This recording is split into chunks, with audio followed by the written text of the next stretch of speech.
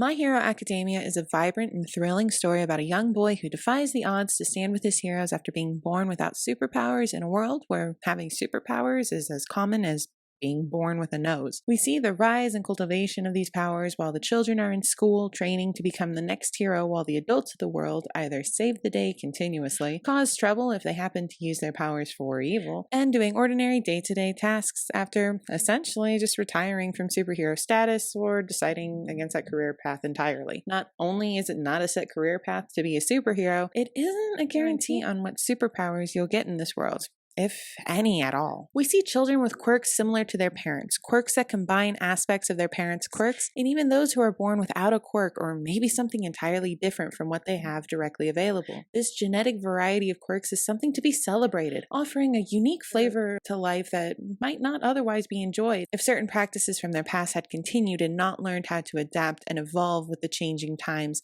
and needed genetic variety. What are those practices, you may ask? Well, before we can dive into those, we first need to examine how quirks typically manifest in My Hero Academia today. And to do that, we have to go back to the parents. In My Hero Academia, powers are directly influenced by lineage. If mom can levitate and dad can punch through steel, the odds of you having both are pretty high. The odds of you having an improved form of both are even greater. For example, Bakugo's father, Masaru, can sweat acid, and when that acid is met with a force of some kind, it can explode. Unlike his son, Masaru can't create the sweat on demand. It relies on him actually getting to the point of breaking a sweat to be of any use. Bakugo's mother, Mitsuki, however, can secrete glycerin, an explosive chemical, from her skin at will. What we see in Bakugo is his ability to draw out this acidic chemical he inherited from his father with the same level of control as his mother, thus improving on his father's quirk. Another example is Himawari Koichi. His mother Shoko's quirk is being able to shoot energy waves out of her hands, a pretty solid ability. Himawari takes it a step further and can use that same energy to not only levitate, but make himself move by concentrating it on different parts of his body, including his back. Now, you're probably asking yourself, well, why am I bringing this up? Why should you know that Bakugo and Himawari inherited and improved their parents' respective quirks? Well,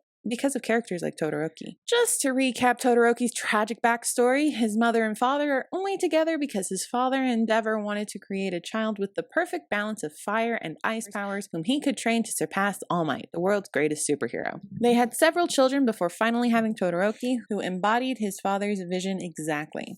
The tragedy isn't just Endeavor's treatment of his family due to his obsession, or the fact that Todoroki was born with a perfectly balanced dual quirk. The tragedy is, this isn't a one-off situation. There's plenty of evidence that suggests these kinds of arrangements occurred far more frequently in the past of My Hero Academia. Todoroki's family stands out in the present because it's considered a dead and done practice. This is the practice of eugenics. Eugenics is defined by the Oxford Dictionary as the study of how to arrange reproduction within a human population to increase the occurrence of heritable characteristics regarded as desirable. To put it simply, two people with specific characteristics have children in hopes of expressing those genes or even improving on them. Now, I know eugenics is a very touchy term, mainly due to the Nazis using it to justify the Holocaust and several other unsavory practices, and I do not condone it in the slightest. But in this case with My Hero Academia, we can see that it applies to the world's history. And no, I'm not saying it is actively utilized in the world of My Hero Academia today, but what I am saying is that at one point it was far more common. Looking at the history of several families, we see several instances where quirks are essentially passed down from generation to generation. The Ida family is a prime example of this, where each generation has the engine quirk. It might not be in the same place or the same design, but the fact it expresses itself in each member of the family is what I want to focus on. We've seen with Bakugo and Todoroki that a person can, in fact, inherit attributes from both parents. Todoroki with his ice and fire powers, and Bakugo with his controlled acid glycerin manifestation. The fact that someone like Ida, for example, only has one quirk lends itself to the idea that the engine quirk is so strong in his family line, no other quirk can manifest easily. This is most likely the result of several generations of the family marrying individuals with engine quirks or similar enough and producing children that only express the engine quirk. With the practice of eugenics, or at least the idea of breeding a gene until it's dominant, comes something else that might sound at least somewhat familiar to most of us, which is the practice of arranged marriages. We see from Todoroki's family that Endeavor used his influence to marry Rei, and that the arrangement wasn't exactly received well by most of those who knew about it. This again goes back to the idea that what Endeavor's done is considered part of the dead practice. Now, keeping this in mind, let's look at the Ida family again. We know the engine quirk was considered strong enough to be the one the family wanted to maintain in each generation. And I mentioned before that this is the result of several generations marrying individuals with quirks the same or similar to what the Ida family wanted. So how did they guarantee or at least give a stronger chance to this particular quirk? Along with arranged marriages, the answer is selective breeding. Okay, I know this sounds terrible, and it is, but this isn't something made up for the sake of My Hero Academia. Selective breeding goes back to the times of kings and queens, when specific members of the family were permitted to have a spouse and make children. This also lends itself to the murky history of royals marrying cousins to maintain a quote, pure bloodline, which only gave rise to things like hemophilia. But we won't have to get too into that because in the world of My Hero Academia, it luckily doesn't seem like that trend caught on. And I can explain why that's true too, aside from the very obvious ickiness. Alright, with selective breeding, you essentially take the strongest expressor of a particular gene and another strong expressor of that same or similar enough gene and expect them to have several children for the greater chance of that gene to be carried on. Arranged marriage is a foolproof tool to at least get the two strong genes in the same relationship. No need to leave it up to chance and thus risking the gene. Once the two strong expressors have married and reproduced, the child or children of that arrangement will then be married off to other strong gene expressors, and so on and so forth until the desired trait is now being fully expressed in the offspring no matter what other genes are introduced. Okay, we've established how the quirk was able to be passed down, how each generation with the desired gene was expected to reproduce until it was the dominant trait for that family. That's great. Fantastic.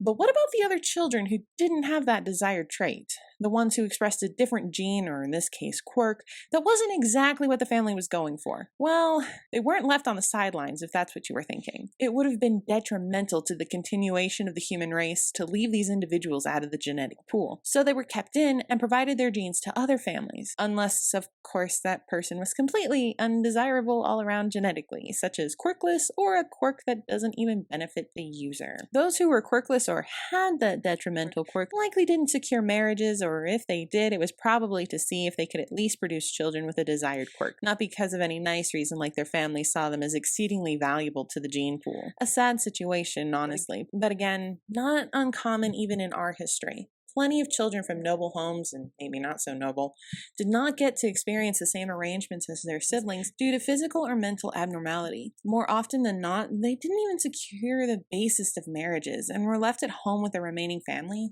or even sent away. This is a very sad reality, and luckily we don't have to worry about that much, if at all, in today's world, both in ours and My Hero Academia's. Now, I mentioned this earlier about those murky waters of marrying cousins for purity's sake, and why that wouldn't work in My Hero Academia, aside from the obvious. Well, the primary reason stems from the fact that layering genes doesn't produce the strongest traits. It actually accomplishes the opposite and will bring recessive or weaker genes to the top. This has been historically recorded, with the most prominent example being hemophilia in the sons of the royal family. For those of you who aren't familiar with this disease, hemophilia is a genetic condition that renders males who possess it unable to create clotting factor in their blood. This means something as small as a bruise or even a minor cut is a huge life-threatening risk, as without clotting factor, the person can bleed to death, even from a simple injury. In today's world, there are treatments, but back then, it was a death sentence. Queen Victoria's family is probably the most notable of all, as all of her daughters were carriers, and she had at least one son with the disease. This was a direct result of overlapping family trees from constant marriages to cousins in close relation, such as first and second versus sixth or seventh, which had been the practice norm. These close bloodlines constantly overlapping for generations led to hemophilia being expressed with startling consistency in later generations. Each branch from Victoria had at least one male relative show hemophilia, and almost all of the females were carriers. This is where My Hero Academia diverts. With how strongly desired quirks express themselves, it's highly unlikely that there were many, if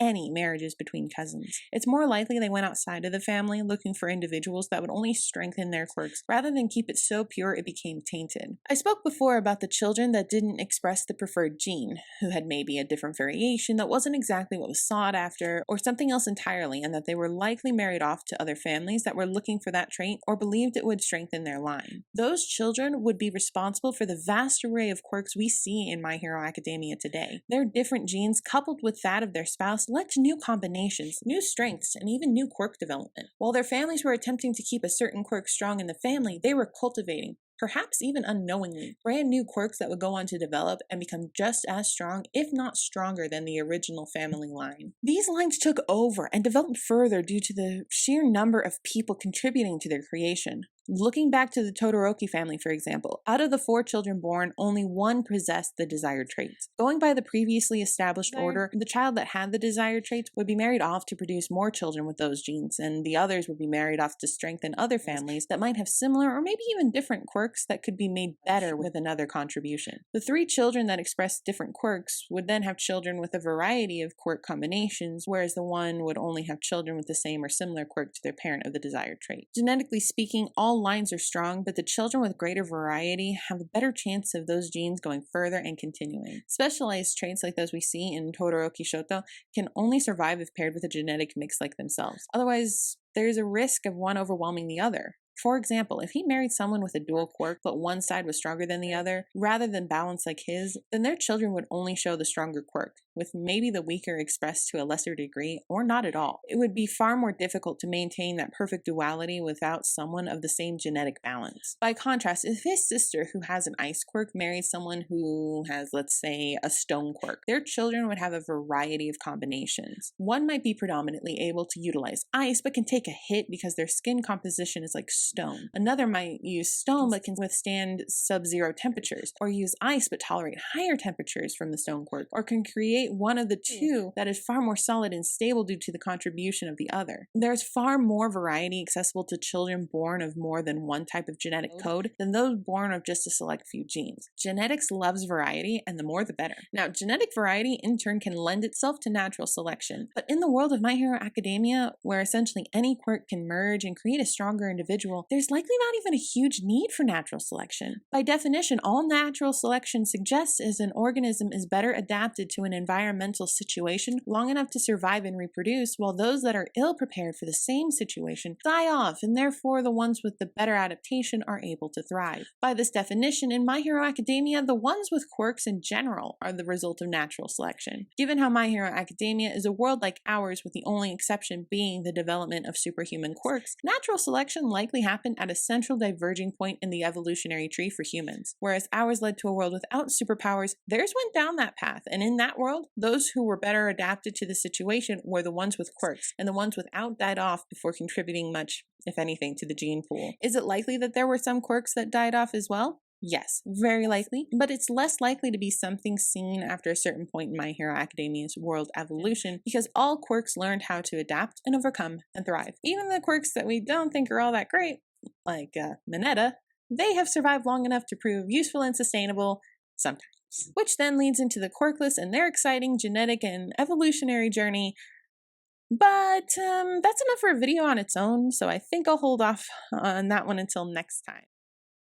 Hey, thanks for watching. I hope you enjoyed the video. Don't forget to like this video and subscribe to the channel so you never miss an update. We have a Discord and a Patreon. Consider joining to become a member of the 104th Titan Squad today.